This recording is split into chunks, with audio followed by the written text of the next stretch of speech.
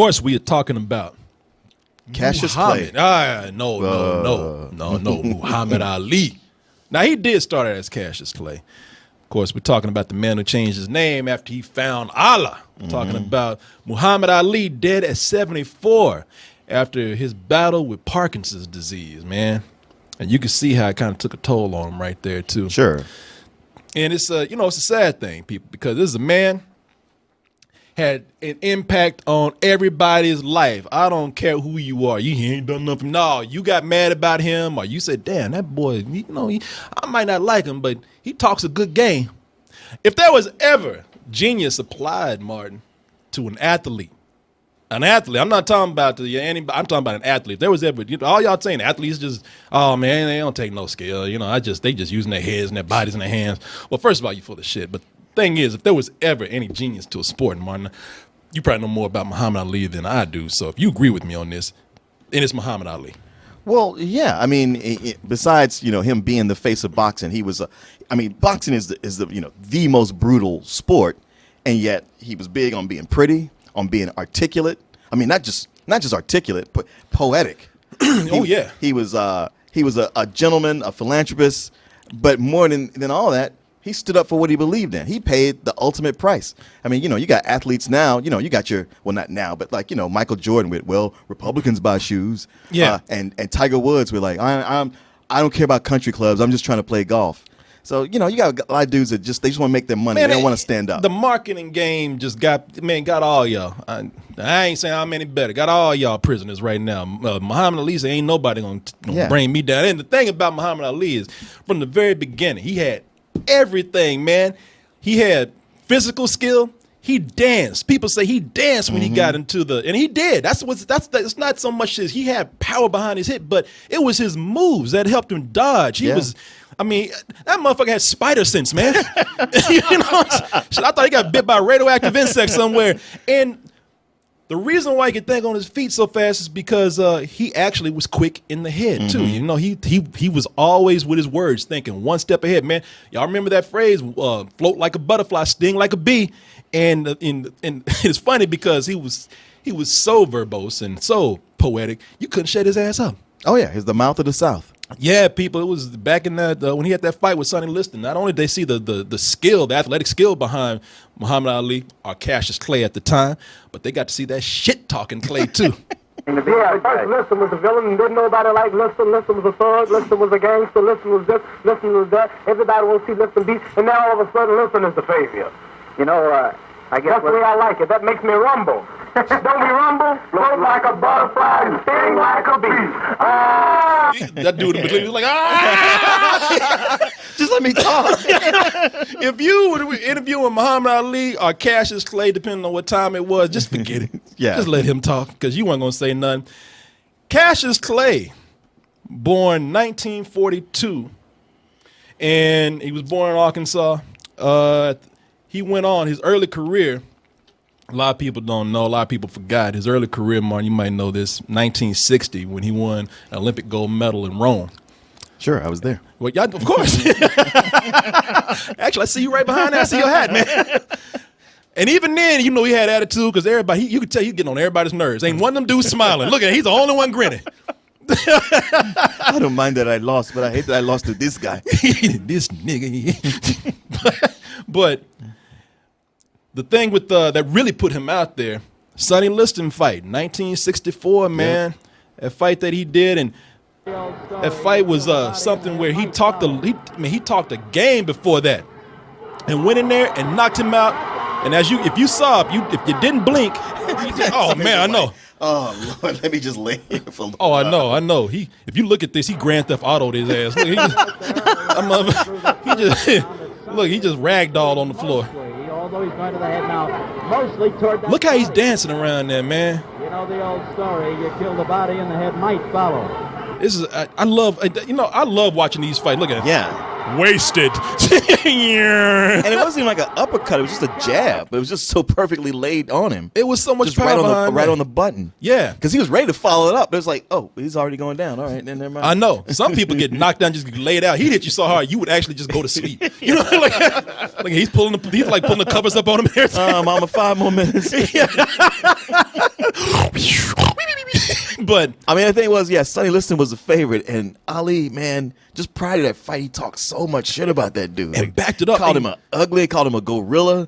He just made it personal. That was Frazier, wasn't it? That was Joe Frazier who was calling him gorilla. No, he was saying about Liston too. Oh, okay. He was. I mean, he was calling him out his name. He was going vicious. It was like, man, you ain't got to go that hard on him.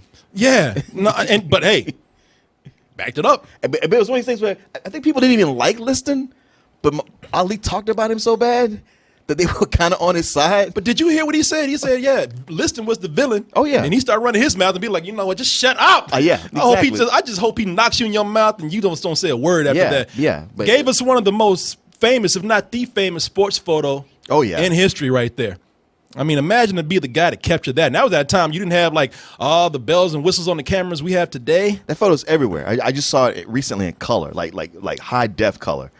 You know, it's when you look at how he was and whenever he would back himself up, people would be mad for just a minute. But man, it was just so much charisma in that. Like I said, if you were a reporter trying to talk to him, just put, get out the way, put him on the stage, put a spotlight on him. Right. And let him do his thing. Just know that he's going to be the show. He's going to be the show. He would not let you say a word.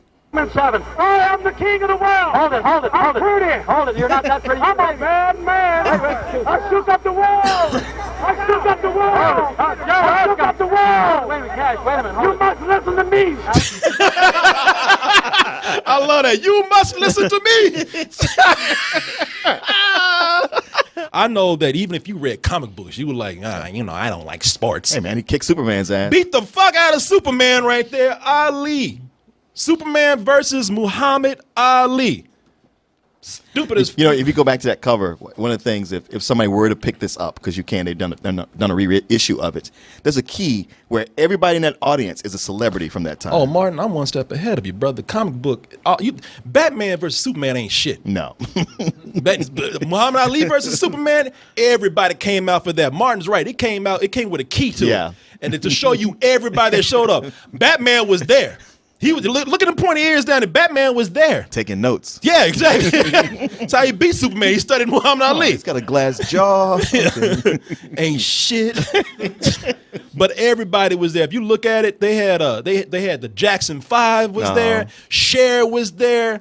Don King was there. They got one of those pawn shows on TV where they were talking about one of the things that makes this valuable is because of all the faces that were on the cover. This cover here was done by Neil Adams, and he did such an awesome job on this one here. But look at all the faces in here. Look at Jackson 5 right there. You have Cher, you have Martin Luther King. Martin Luther King was there? Yeah. Yeah, after his death. I'm about to say he was dead. Well, he was dead. He came out of hiding just to attend that match.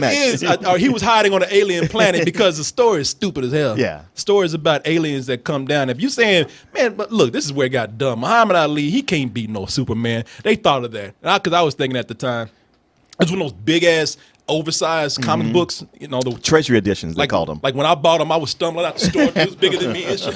Move out the way! I got a comic book. But what happened was there was these aliens called the Scrubs. That's how big of assholes they were called. Just scrubs. No one no scrubs. But they came down to Earth and then they took people. They took Muhammad Ali and Superman back, and they took Superman. They were floating around a red sun. Right. So Superman was depowered. Yeah. So he was depowered, and Superman was like, I don't need no powers to beat Superman's ass. I mean, Muhammad Ali's ass. Shit, he's a nigga anyway. Yeah, exactly. Shit, fuck that nigga. Mama named Clay. I'm gonna call. Fuck. Made him a bitch real quick. Beat the fuck out of Superman. Beat his ass. They pulled his ass out on a stretcher. Did I win? How hurt is Muhammad Ali? Yeah, we'll talk about that later, man. Looked like a bitch. I had this girl out in the order. Lois laying on that top. Oh God, stop! Jesus, look at that top part. Lois Lane, Jimmy, make it stop. Fall down. Throw in the damn towel. Beat the fuck out of Superman. Ain't no regular Joe gonna come in and just take on Superman like that and whoop his ass. Muhammad Ali did. That was amazing. That's when I knew that. That was not my first. That was not my first introduction to Muhammad Ali, because I thought the way people talked about Muhammad Ali, I thought he was a superhero. Yeah. Shit, I thought he was part of the Justice League. I thought that's why he was fighting Superman. I thought he was a villain. But not even just athletes, celebrities, especially athletes, but celebrities in general, man, all about branding, they're all about marketing, and some say, look at the charity work that I do, and I'm a spokesperson for this. I did a PSA the other day. They try to talk that game, but you really hold them to that conviction? Let them say they going to jail. You think anyone would do that? No, they'd be on TV the next day with an apology. Well, I disagree with that person, but I might have said it. I could have said it better, No, shut the fuck up. Shut the fuck. That's the thing about it, man. I look at these. I look at Muhammad Ali. He had integrity. Yeah. When he became when he joined the Nation of Islam, as you know, Martin, it was a revelation to him that, hey, look, there's a lot of hypocrisy in this country, and Vietnam is one of the biggest. I'd be damned if I go over there and fight the Viet Cong. His most famous quote about that, and he said, hey, ain't no Viet Cong ever called me a. And shoot them for what? They never called me nigga. They never lynched me. They never put no dogs on me. They never robbed me of my nationality. How can I shoot them poor people? Just take me to jail. You think anybody be saying that today? Oh, just take me to jail. People they might say it until the cops show up. Yeah. Oh, no, man. I'm in this right now. I ain't mean that. I'll just play it. I didn't say that shit, man. And it's hard to argue with the truth. Well, that's the thing. People wanted to say, like, oh, he's anti-American and fuck him and put him in jail. He don't belong here. And, history showed he was right. He was on the right side of things. Yeah. And they stripped him of everything. And he fought his way back to the top. He couldn't fight for 48 months, man. 48 months, stripped of his title, didn't go to jail. Supreme Court actually ruled in his favor on that.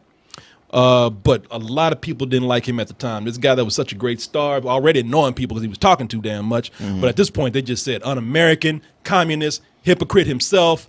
Go back to Africa, of course, because obviously you don't love. I'll go to Vietnam and live with those people you love. And people tried to argue with him. Thing is, man, you can't argue with the truth. Especially when the truth is coming out of Muhammad Ali's mouth, somebody you can't already argue with. You can't even say hi to him. Hey, hi, how you doing there? Hi, when people tried to argue with him, and they couldn't. He was such an intelligent guy and ran his mouth so hard that people could not get a word in, and at that point they would even listen to him and be like, oh, you're kind of right. I'm saying you talking about me about some draft, and all of you white boys are breaking your neck to get to Switzerland and Canada and London. I'm not going to help nobody get something my Negroes don't have. If I'm going to die, I'll die now right here fighting you. That's usually how you want to fight. Now say something else. Okay, all right. Well, never mind. Yeah, you may have a point. When that smile go away, he start looking mad. People are, oh shit, okay. I never saw this side of the couch. I didn't know that fighting was a part of this. I see your point, and sir. I'm late for my plane to Canada, so excuse me. Yeah, man, and didn't care. He didn't care. I mean, and there's a story out there you can actually read on Wikipedia. I did, but they just say that when he was a kid, he was denied water because of his color, and he said that or his mother said that just had a real impact on him from that point. Sure. I understand. So drink up, Martin. Thank you, Ali. Yeah, he made water possible for you, Martin. That's white water you drinking right there. But did you ever see that Mike Douglas interview that he did? Maybe. That years ago, before the internet was around. I used to watch Mike Douglas a lot. So Mike Douglas, a lot of people, I don't even remember the show. Somebody showed me the Mike Douglas show like 20 years ago. I was at this guy's house, and this is the time before the internet came out when people just trading stuff they found on video and whatnot. And this guy was like, man, somebody gave me this crazy interview of Muhammad Ali on the Mike Douglas show. And he was there with Sly Stone of Sly and the Family Stone. And sometimes his honesty. That's all you got to say. Man, sometimes his honesty would just make things weird. He's already there with a host Mike Douglas, who just wants to make it light. Right. There's a politician there who's mad at what he's saying, and then you got high-ass Sly Stone. Wait, is there a different Sly Stone? No. Oh, no, there is. There's higher Sly Stone. I mean, when he said, I want to take you higher, you didn't know how far he was Shit, talking he made about. himself. Yeah, it got weird, and it was funny because it got to a point where he was the only one talking sense there. And they put it on VH1 years later, so you might have seen this, but I talked to a lot of people. It wasn't even on YouTube for a while. I talked to a lot of people who said, yeah, I've never seen this before. You're not the ones who slaved us, who lynched us or raped us, but your people stole the property and left it with you, and you still guilty because you keep it. All the TV stations, all the lecture, this is the Vermontians. That dude just wants to lynch his ass right now so bad. 20 years ago, I could have you hung for this, Ali. Oops, it's all land. Everything is yours. So ain't nothing in politics for us. Yeah, but as a politician, couldn't you help the blacks? No, because I got to have the white man's flag over me, and I got to represent all. No, you don't. I'll change. I disagree with that, Muhammad. There are a lot of blacks in Congress, and they don't have the white man's flag. I don't fuss with the brother on TV. No, I know Let's don't be niggas and fools in front of white people. I'm not gonna fuss Let me with talk to brother. them. I'm talking to them. Yeah, I'm gonna talk to everybody here. Well, I'm talking to them now. But take your hand on my face. I'm talking to everybody here. Let me talk to them. I'm gonna talk. Them white people like, see, I told you that's what they do. Think they're back on the block. Question. I understand it. This is our problem. I understand. You understand? We got to get together. We're not gonna have no problem. And I don't think politics have a problem. I'm talking to brothers. No, but I want to change the color of the flag. I'm serious about it. I'm not. Okay. You talk about the flag over your head. We gonna change the color of the flag. Okay, that's a heck of a job. Yeah. He just. I feel bad for him. He was on a roll. He had something going, and you got this high motherfucker right here stepping in the middle of it. You know he's high by the fact that he wants to argue with him in the first place. Yeah, like, yeah. You need to change color flag. Yeah, he don't change the flag. Get your hand out my face. I will say this about Sly Stone: he was the only one that could shut Muhammad Ali up. I mean, Muhammad Ali defeated right there. Look at him. He's out. He was just like, brother, work with me on this. He was one of the most imitated people too. People because people would do imitations of him all the time. Billy Crystal and people like that.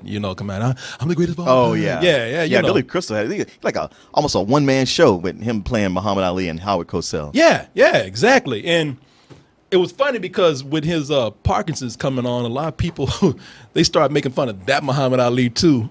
I was like, oh man, that y'all are kind of wrong. I remember back in the day, even when I was 9 years old, I was like, man, that kind of ain't funny. Yeah. They Eddie Murphy on Saturday Night Live did an amazing impression of Muhammad Ali. I guarantee the world, I'm gonna shock the world, prove the world, I'm the greatest fighter of all time, destroy this man, and I'm gonna keep the heavyweight championship of the world for 5 years straight. Then I'm gonna retire from the boxing game, healthy, happy, rich, and pretty. I'm the greatest fighter of all times. Man, it's when they used to have fun. Oh, I know, the two of them. Joe Piscopo and Eddie Murphy. Yeah, those two guys. They were a great team. They saved Saturday Night Live. Yeah, they at a time when they would like when they had another person up there and they didn't let those two do anything. Well, and the thing is, everybody gives Eddie Murphy sole credit, and it was the two of them working together with a lot of. Oh, stuff. it was. But even though, man, Eddie Murphy was great at that time, but they right after that, they started making fun of that older Muhammad Ali, and I don't know if people knew at the time what the real deal was with him. But even then, when I saw it, there were years where people thought he was just punch drunk. Yeah, they thought he had done that rope-a-dope so much that he just took a lot of headshots, and that's what they're doing right here. There was a period that people know was Parkinson's. They just thought, like you said, like he just got hit to the head too many times. Muhammad, how do you feel after last night's fight?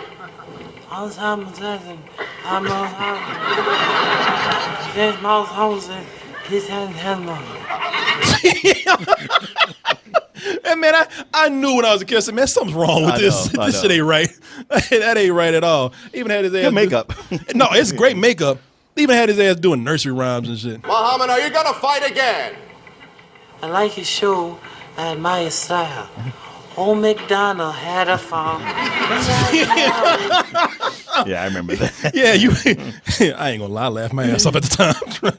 It was funny, but you had that feeling like, oh, this ain't right. Yeah, you kind of knew something was wrong. But anyway, people, like I said, we could talk about Muhammad Ali all day long, man. It's stuff is gonna be out there. The Rumble in the Jungle, Thriller Manila, all that stuff. I mean, all this stuff is gonna be out there. His most famous knockouts. The best thing you could do is go back and watch When We Were Kings. That's exactly it, man. The Rumble in the Jungle with George Foreman, man. That was such a huge thing. That shit is epic. it was so epic. Remember, it wasn't just a boxing match; it was a concert too. Musicians flew over there because they wanted to play the Rumble in the Jungle. I murdered a rock, injured a stone, hospitalized a brick. I'm so mean I make medicine sick. Come on! To the fruit, more bass than Bootsy Collins. Too fast! Too fast! The king is going home to get his throne. Yeah, when I get to Africa, we gonna get it on because we don't get along. George Foreman was a phenomenon. The big bad monkey. He was.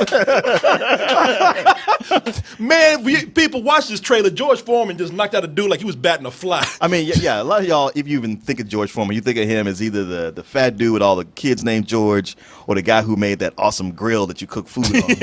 But you don't know what a monster he was in the ring in his prime. Yeah, he really was a beast. But people watch this movie. It is one of the greatest documentaries that you'll see. I love how at the time, as bad as Muhammad Ali was, everybody was like, George Foreman's gonna kill you. Even people on his side, they were crying. They were like, "It's the last we gonna see him. He about to die. He gonna kill Daddy." Yeah, man, it was amazing. That's the only time he fought George Foreman too, right? And beat him. Yeah, because George Foreman took a long hiatus after that. He just couldn't get over it. Like, how did I lose? I don't understand. Yeah, exactly, man. And like I said, watch that. Go and check Muhammad Ali out, man. He really. I had an interview with George Foreman just yesterday, and he just praises Muhammad Ali up and down. He's like fight him or not, you meet the man. He's like one of the greatest human beings you'll ever meet in your life. He's like I hate to even call him the greatest boxer because that's just limiting what he is. Man, boxers get over that shit. You know, when they start making money off grills, you know, they've been married to fine chicks about 5 or 6 times. Right. You know, they don't give a fuck anymore. Right. It's funny how people, I can tell you, the older you get, the less you give a fuck about anything. So, right? I'm glad you're coming into the fold now. Yeah, don't give a fuck about anything. You see people you see people giving a fuck, and you're like, why are you bothering? Why? Yeah. And I ain't even got millions, and I don't give a shit. Yeah. So yeah, people, go check out Muhammad Ali. Truly, I mean, it's not just it's not hyperbole to say that he really is, really is one of the greatest of all time. You just want to come in and punch my ass right now. I can reach that far. Hey everyone, thanks for watching, and be sure to subscribe to our channel and go over to our home, doubletoasted.com, for more videos and live streams. And remember, stay toasty.